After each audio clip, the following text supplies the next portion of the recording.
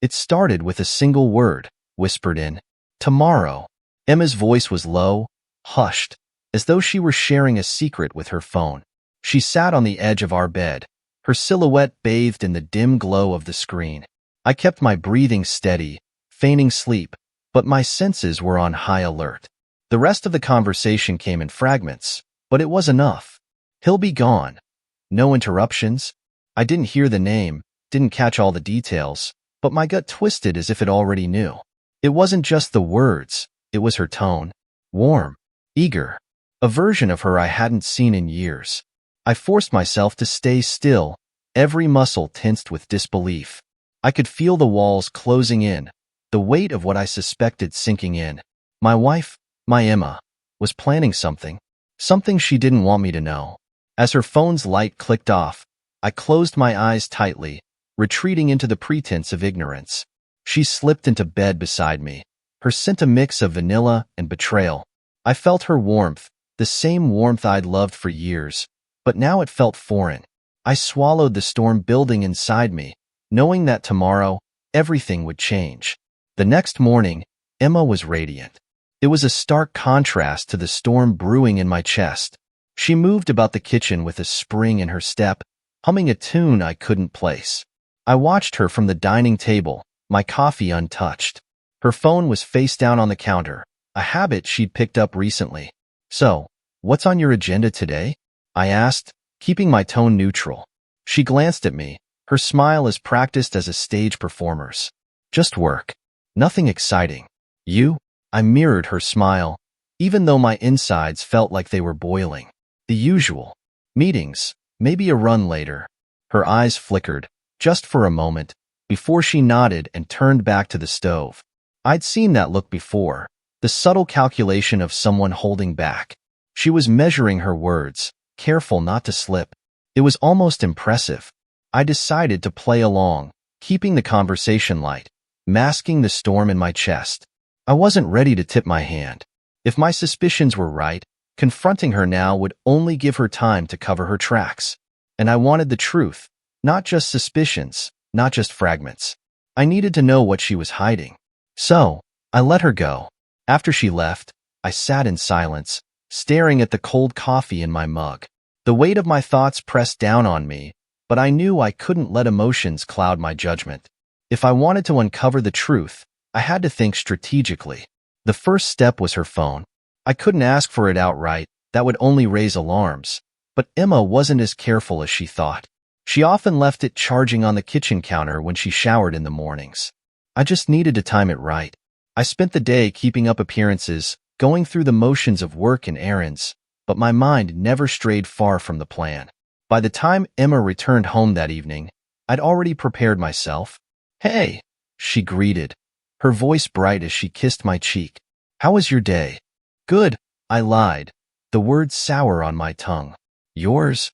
She shrugged, kicking off her shoes. "Long. I'm starving. What's for dinner?" I offered to cook, a gesture she gratefully accepted.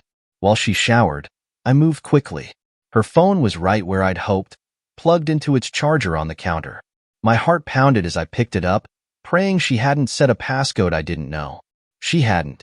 I opened her messages first, scanning through the list of names. Most were innocuous, friends, co-workers, but one stood out. A single-letter contact, J, with a message from earlier that day. "J, tomorrow, 7:30. I'll be waiting." There was no context, no name, just the cold confirmation of my worst fears. My hand tightened around the phone as I stared at the message, my mind racing. My instinct screamed at me to confront her, to demand answers, but I pushed the thought aside. Not yet. By the time Emma emerged from the bathroom, wrapped in a towel, I was at the stove, stirring a pot of sauce like nothing had happened. My face was a mask of normalcy, but inside, I was seething. She breezed past me, oblivious. "Smells amazing," she said, peeking into the pot. "You're spoiling me tonight." I forced a chuckle. Just felt like doing something nice. If she noticed the tension in my voice, she didn't show it. But as we sat down to eat, I couldn't stop the questions from circling my mind. Who was Jay? What was happening tomorrow at 7:30? And most importantly, how long had this been going on? I knew I wouldn't find peace until I had answers. But this wasn't the time to act. Not yet. I needed a plan, a way to catch her in the act, to see with my own eyes the betrayal I feared. So, I smiled at her, pretending everything was fine. Tomorrow, I thought. Tomorrow, the truth will come out. The morning light spilled through the curtains, but it did little to lift the weight pressing down on my chest. Emma was already gone, having left early under the guise of prepping for a big project. I had no reason to doubt her story, other than the cryptic message from Jay and her whispered plans that hung in the air like smoke. Today wasn't about confrontation. It was about gathering evidence. I started with her phone logs, an idea that had come to me after I'd spent most of the night wide awake, staring at the ceiling. Emma had always been a creature of habit, and I'd memorized her passcode years ago. This morning, while she was showering, I'd had a brief window to dig deeper. The recent call history was unremarkable, except for 2 short calls to a number saved as J. The logs didn't tell me much, but they were enough to confirm that this wasn't a one-time exchange. Whoever J was, they were a regular presence in her life. I scribbled the number down before erasing any trace of my snooping. By midday, I was sitting in my car outside her workplace. It felt absurd, sitting there like some low-budget private investigator, but I couldn't risk underestimating her. My plan wasn't complicated. Track her movements after work, follow her to wherever she was meeting Jay, and uncover the truth. I had no intention of getting physical or causing a scene. I just wanted to see it with my own eyes. Emma stepped out of the building around 5, dressed in the kind of outfit she reserved for date nights.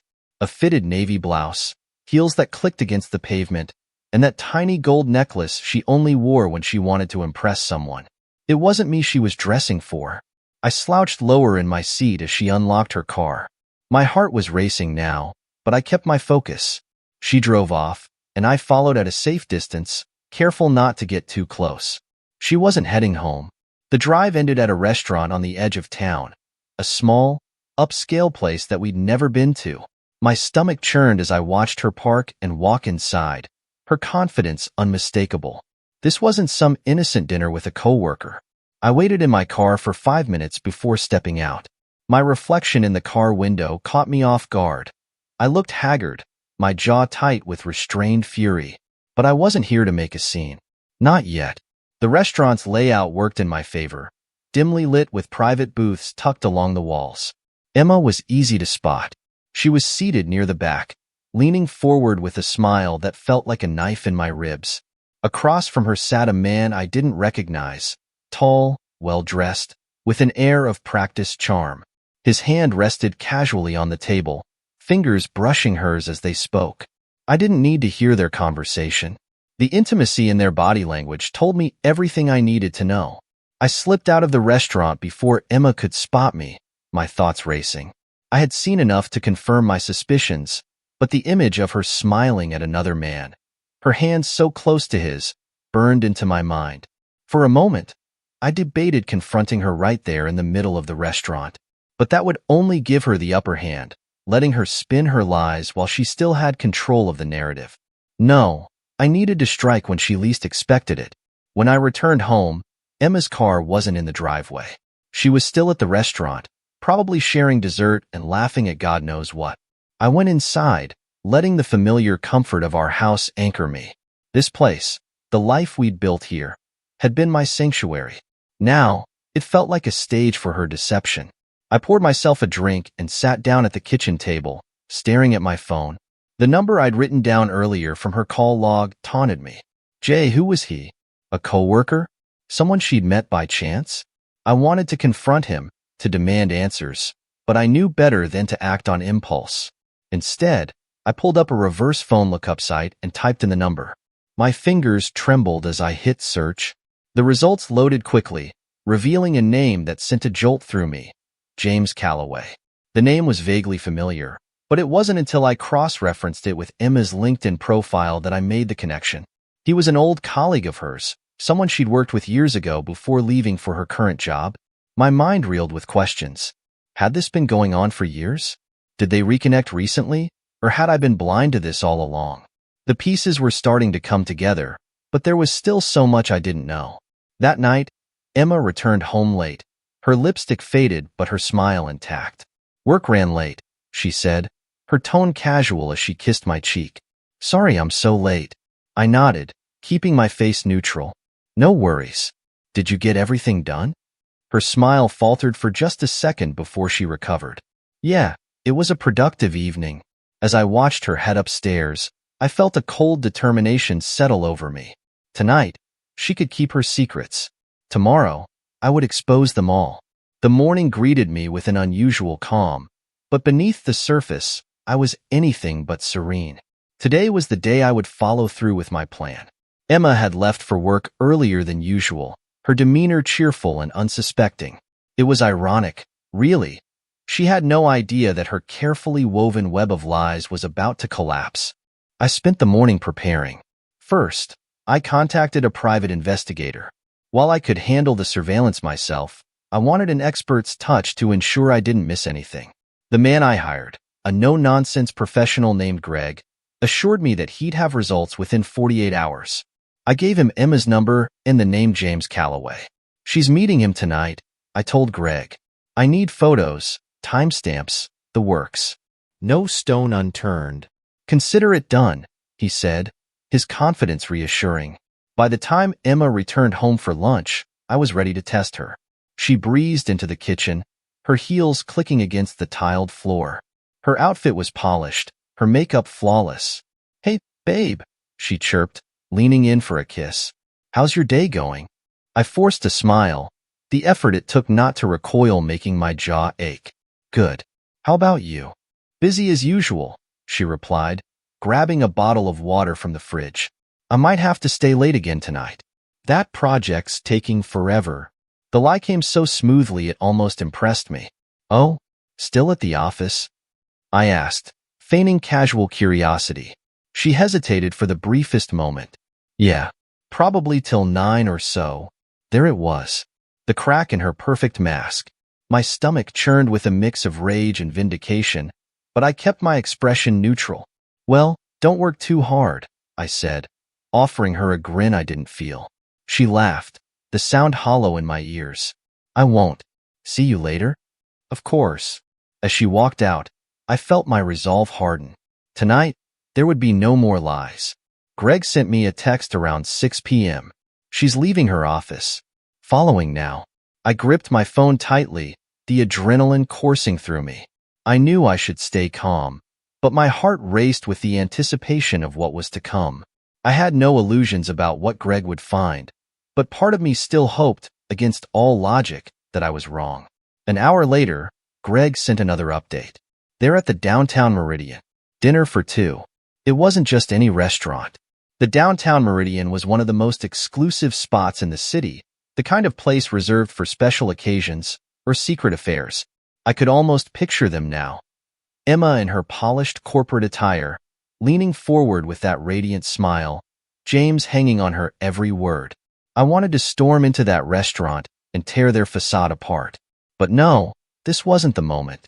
Greg was still working, gathering the irrefutable proof I needed. When Emma came home later that night, I was waiting. She walked in, her smile as wide and fake as ever. "Hey, Han," she said, dropping her bag by the door. "Long day." I nodded from my spot on the couch, swirling a glass of whiskey. "You look tired," I said, my voice calm. "Rough night at the office?" Her smile faltered slightly. "Yeah, just a lot going on." I stood, placing the glass down carefully. "I'm glad you're working so hard." "Really?" Her eyes searched mine, confusion flickering across her face. "What's that supposed to mean?" I shook my head, forcing another smile. "Nothing. Just proud of you." She blinked, clearly caught off guard by the comment. "Thanks," she said after a beat, her voice uncertain. "I think I'm going to shower." I watched her walk upstairs, my mind racing with everything I now knew. I wanted to confront her, to demand answers right then and there. But I reminded myself that timing was everything. Greg's final report came through around midnight.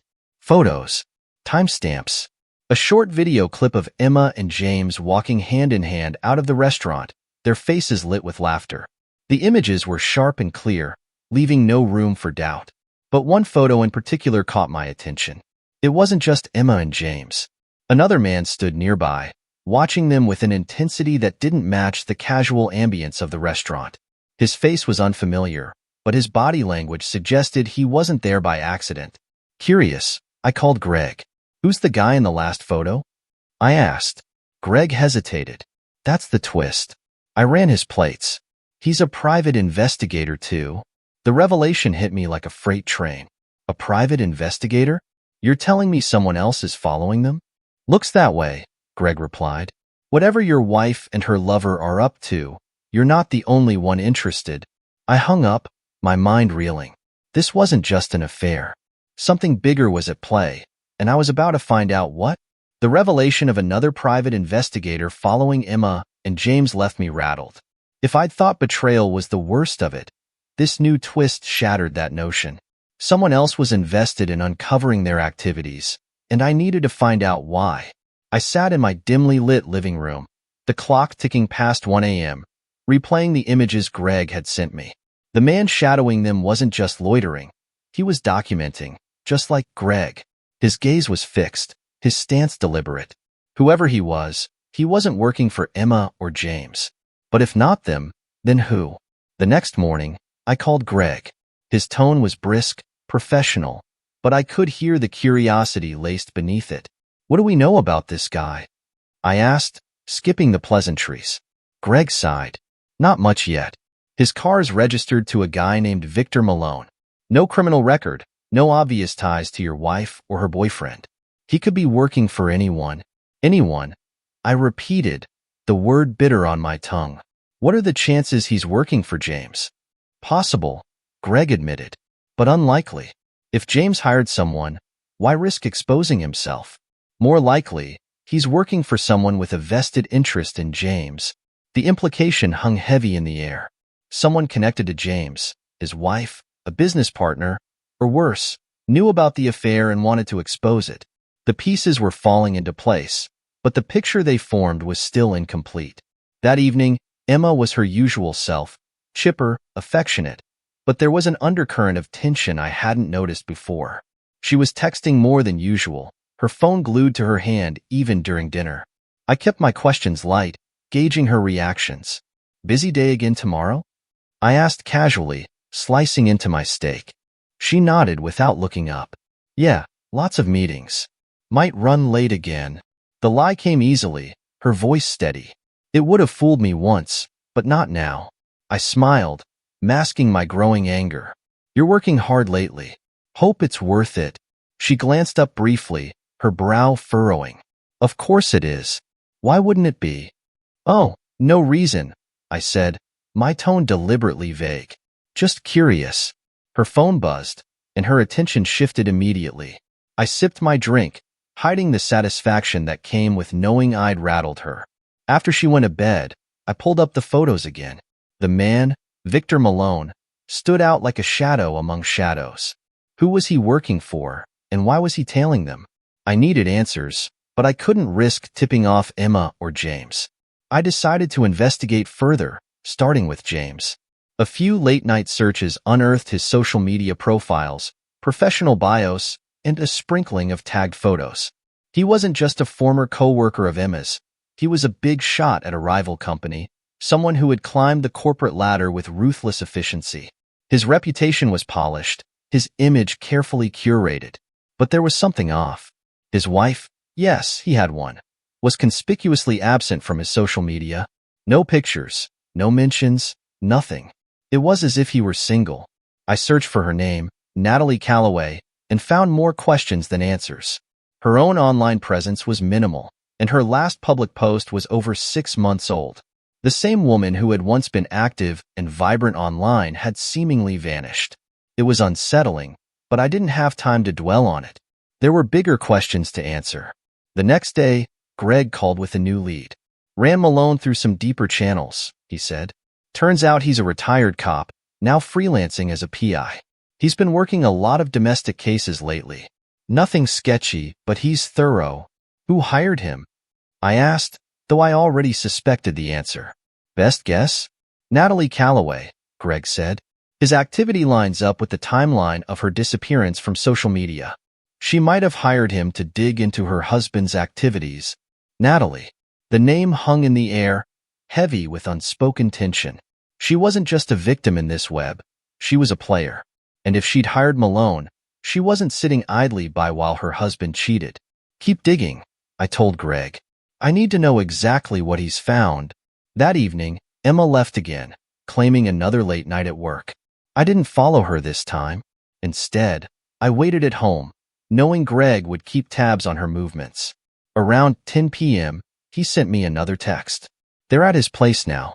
1632 Parkview. I gripped my phone tightly, fury bubbling beneath my calm exterior. She wasn't even bothering with pretense anymore. My wife was at another man's home, and I had photographic proof of her betrayal. But then Greg's follow-up text arrived, and everything changed. Malone is here too, watching them from the street. My heart pounded as I processed the words. Victor Malone wasn't just tailing them. He was escalating. This wasn't just surveillance anymore. He was positioning himself for something bigger, and I had no idea what it was. For the first time, I hesitated. This wasn't just about Emma or James anymore. Another person had entered the fray, with motives I couldn't fully understand. Was Natalie planning to confront them? Did she want revenge, or just the truth? And where did that leave me? The walls were closing in, but I wasn't ready to back down. Not yet. The following morning, Greg called with an update, his tone sharper than usual. Victor Malone isn't just watching them. He began without preamble. He's making moves. Last night, after James and your wife went inside, Malone circled the property. He didn't go in, but he stayed longer than usual. It's like he's waiting for something. I rubbed my temple, the pressure of the situation beginning to wear on me. Do you think Natalie's behind this? She's the best bet, Greg replied. But here's where it gets interesting. I did some digging on her. She filed for divorce 3 months ago, citing infidelity as the reason. She's kept it quiet. No public filings, no announcements. It's possible James doesn't even know yet. The pieces were falling into place, but the picture they formed was darker than I'd anticipated.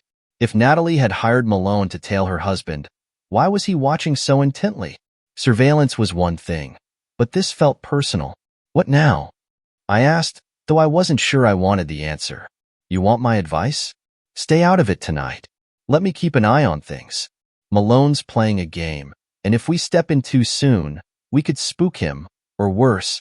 I agreed reluctantly, though every fiber of my being wanted to confront Emma and James. That evening, Emma's routine played out predictably. She dressed in a soft lavender blouse and a pencil skirt that hugged her curves just enough to make my blood boil. Her perfume lingered in the air long after she kissed me goodbye. Don't wait up, she said with a smile. Her tone so casual it was almost cruel. I nodded, suppressing the urge to lash out. Instead, I waited until she was gone, then called Greg. Let me guess, he said before I could speak. She's on her way to him. Where else? I muttered bitterly. Greg promised to update me as soon as Emma reached James. As I hung up, I felt the weight of it all crashing down. The lies, the betrayal, the sheer audacity of her actions. It was suffocating. An hour later, Greg sent the first text. She's there. Same place as last night. I stared at the message, my thumb hovering over the screen. Part of me wanted to drive straight there and end this charade, but I knew better. This wasn't just about catching them in the act. It was about what came after. Another message buzzed through. Malone's back. He's parked 2 houses down. This time, Greg's text included a photo. Malone, leaning against his car, his eyes fixed on James's house. There was something predatory in his posture, a coiled tension that set my nerves on edge. By midnight, Greg's updates grew sporadic, and my patience wore thin. I was about to call him when my phone rang. Malone's moving, Greg said, his voice urgent. He just got out of his car and headed toward the house. My heart raced. What's he doing? Not sure yet. He's sticking to the shadows, staying low. If I had to guess, he's not planning a friendly chat. This was escalating faster than I'd expected. I could feel the situation spiraling, and I was powerless to stop it. Keep me posted, I said, though my hands were already reaching for my car keys. When I arrived at James's neighborhood, I parked a block away and approached cautiously. Greg's car was still there, and I spotted him sitting in the driver's seat, his face illuminated by his phone. He rolled down the window as I approached. "Malone's inside," Greg said, his tone grim. "He waited until your wife and James went upstairs, then slipped in through the back." My stomach turned. "And you didn't stop him?" Greg shot me a look. "Not my job to stop him. My job's to watch. But I'm telling you, this guy isn't here to talk." We waited in tense silence, watching the house for any sign of movement. Minutes stretched into what felt like hours. Finally, the front door opened and Malone emerged. He moved quickly, slipping into his car and driving off without a glance in our direction. "What the hell just happened?" I asked, my voice hoarse. Greg shrugged. "No idea. But whatever it wasn't good." I didn't wait for more answers. I strode up to the house, my anger overriding any sense of caution. The door was unlocked, swinging open easily under my touch. "Emma," I called, my voice echoing through the quiet house. "Where are you?" No response. I moved deeper inside, the silence pressing down on me. Upstairs, a faint rustling sound caught my attention. I followed it to the bedroom, bracing myself for the worst. What I found wasn't what I expected. The room was empty, save for a shattered lamp on the floor and a faint smear of blood on the bedsheet. "Emma?" I called again, my voice cracking. Nothing. My phone buzzed in my pocket, and I pulled it out with shaking hands. It was a text from Greg. "Malone just stopped 2 blocks away. Looks like he's making a call." I stared at the message, the implications swirling in my mind. Something had gone horribly wrong, and I was no closer to understanding what or why. The sight of blood froze me in place. It wasn't a lot, just a smear on the corner of the white bedsheet, but it spoke volumes. My heart pounded as I scanned the room, my breath catching at every sound. Where was Emma? Where was James? I stepped closer to the bed, the floor creaking beneath me. The shattered lamp beside the nightstand told part of the story. There'd been a struggle here, of that much I was sure. But why? And with who? Was it Malone? Had he done something? And if so, why? I pulled out my phone and called Greg, my voice tight. "There's blood in here." "What kind of blood?" he asked, his tone clipped. "The kind that makes you ask questions." "The room's trashed, but nobody's here." Greg muttered a curse. "Stay put. I'm coming in." Greg arrived moments later, his expression as tense as mine. He swept the room with a professional eye, taking in every detail. "This isn't random," he said finally. "Malone didn't just come here to scare them. Then what did he do?" I asked, my voice barely above a whisper. "Where's Emma?" "Let's find out." Greg walked over to the dresser, pulling open the drawers.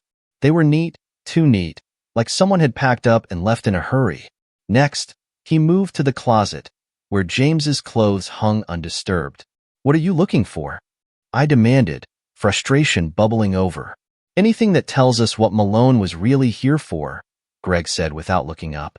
He knelt by the bed and retrieved a small object I hadn't noticed, a crumpled piece of paper. He unfolded it, his brow furrowing as he read. Then, without a word, he handed it to me. "Meet me tomorrow at 8. Same place. Natalie." The name hit me like a punch to the gut. Natalie, James's wife. My hands shook as I reread the note. It was written on hotel stationery, the same hotel where Emma and James had been meeting. Natalie had known. She'd known about the affair, known enough to be in their orbit, setting traps. But if she was behind Malone, then why wasn't she here now? Greg's phone buzzed, pulling us both from our thoughts. He glanced at the screen, his eyes narrowing. "It's Malone." "What?" I stared at him. "How the hell is he calling you?" Greg held up a hand to silence me and answered, "Yeah." There was a pause, during which Greg's expression shifted from shock to cold focus. "When?" he asked sharply. Another pause. "Understood." He hung up and turned to me, his face pale. "Emma's at a hospital." The words knocked the air out of my lungs. "What? Why?" "Malone didn't hurt her," Greg said quickly, as if anticipating my question. "But he found her at a motel with James. Apparently, Things went south between them. James got aggressive. Malone stepped in. I tried to process the information, but it felt like trying to catch smoke. So, Malone saved her? Greg nodded and left her at the hospital. He didn't stick around to answer questions, but he called me to make sure you knew. An hour later, I was sitting in a sterile waiting room, my head in my hands. Emma was in a private room down the hall. The nurse who'd spoken to me said she was stable but shaken. When I finally worked up the nerve to see her, I found her lying in bed, her face pale against the stark white pillow. A small cut marred her temple, and her eyes were rimmed with tears. "Mike," she whispered when she saw me. "I'm so sorry." For a moment, I couldn't speak. The anger, the hurt, the confusion. It all swirled inside me, threatening to overwhelm. But I forced myself to stay calm.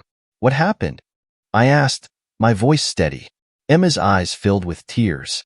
"James, he wasn't who I thought he was. He snapped when I told him I wanted to end things." Her words felt like a slap. "You wanted to end things?" She nodded, her tears spilling over. "I was wrong, Mike. About everything. About him. About us. I thought I wanted something different, but all I did was ruin everything. I wanted to believe her, wanted to reach for the shred of hope her words offered. But there was still so much I didn't understand. What about Malone?" I asked. "What was he doing there?" Emma frowned. "I don't know. He showed up out of nowhere and pulled James off me. He said something about Natalie, but I didn't catch it.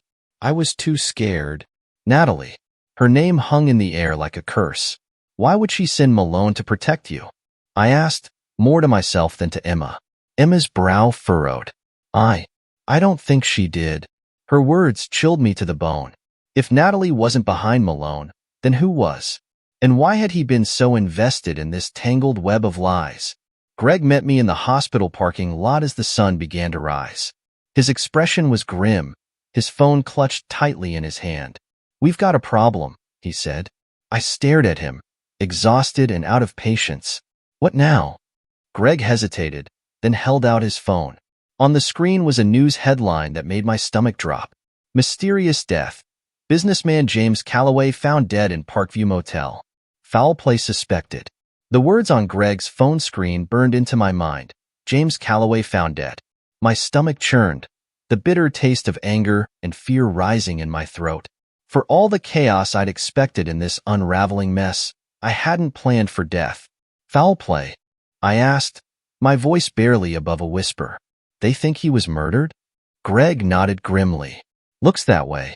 There were no signs of forced entry, but he was found with a broken neck. The cops are tight-lipped, but Malone was definitely there last night.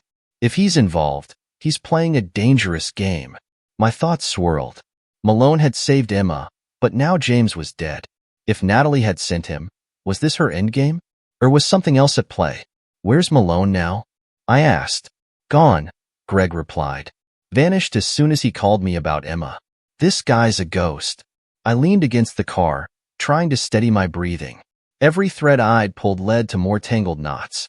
Emma, Natalie, Malone, each had a role to play, but the script was far from clear. Back in the hospital room, Emma sat up as I entered, her eyes clouded with exhaustion. "James is dead," I said bluntly, skipping the preamble. Her face paled. "What? How?" "Someone killed him at the motel," I said, my tone sharp. "Do you know anything about this, Emma? Anything at all?" She shook her head violently, her eyes wide with fear. "No, I swear, Mike. I left the motel as soon as Malone showed up. I didn't even look back." I studied her face, searching for cracks in her story, but if she was lying, she was damn convincing. "What about Malone?" I pressed. "Why would he help you?" "I don't know," Emma cried, her voice cracking. "He said something about Natalie, but I didn't understand. He just appeared. He saved me, Mike. I thought I was going to die." Her voice broke on the last word, and for a moment, my anger faltered. But I couldn't let myself soften. "Not yet? Then why is James dead?" I demanded. Emma sobbed into her hands, unable to answer. As I drove home later that day, Greg called again. "You're not going to believe this," he said, his voice tense. I got a hit on Malone. He wasn't working for Natalie. I gripped the steering wheel tighter. Then who? Greg hesitated, as if he didn't believe the words himself. Malone was hired by Lockhart Solutions, Emma's company. Specifically, the CEO. What the hell does her company have to do with this? I snapped. James was more than Emma's lover, Greg explained. He was using her to get access to confidential information. Corporate espionage. The CEO must have caught wind of it and sent Malone to clean up the mess. My breath caught. You're saying they sent a fixer? Looks that way, Greg said. Malone was there to protect their interests, not you or Emma. The weight of it hit me like a truck. Emma hadn't just cheated on me. She'd unwittingly become a pawn in a corporate game. And now, James was dead because of it. The next day, I confronted Emma in the kitchen. She was pale, her eyes hollow from lack of sleep. Why didn't you tell me about James and your company? I demanded. She looked at me, confused. What are you talking about? Lockhart sent Malone to deal with him, I said, my voice cold. James was stealing from them, and they used you to bait him. Emma's face crumpled, the realization dawning. I didn't know, she whispered. I swear, Mike, I didn't know. Did you really think James loved you? I spat, my anger boiling over. He was using you, Emma, just like you used me. Her tears fell freely, but I didn't care. I'd spent too long in her shadow, living a lie she'd built. Mike, she said softly, reaching for me. I'm so sorry. I never wanted to hurt you. I stepped back, out of her reach. It's too late for that. The final piece of the puzzle fell into place later that evening, when I got a call from Natalie. Your wife's lucky to be alive, she said, her voice calm but laced with venom. Why? I asked, though I already suspected the answer. Because Malone wasn't there to kill James, she said. He was there to protect her. I hired him months ago when I found out about the affair. But when Lockhart got involved, they gave him a different directive. Make sure James didn't walk away. I felt a cold shiver run through me. So, James's death was inevitable, Natalie finished. He crossed the wrong people. But your wife? She's free because Malone intervened. If she'd stayed with James a moment longer, Lockhart wouldn't have hesitated to take her out too. Her words hung in the air, heavy and final. I thanked her and hung up, my mind reeling. That night, as I sat alone in the house that once felt like home, I realized the truth. Emma had been a pawn, James a casualty, and I a fool caught in the crossfire of a game far bigger than any of us. When Emma tried to reconcile, I told her the truth. This marriage died the moment you betrayed me. I don't hate you, but I can't love you anymore. She moved out the next week, leaving me with an empty house and a heart weighed down by what could have been. But as I closed the door on our life together, I felt something I hadn't in months: freedom. For the first time, I was no longer tangled in her lies or anyone else's games. The shadows of betrayal would linger, but at least now, they were mine to leave behind.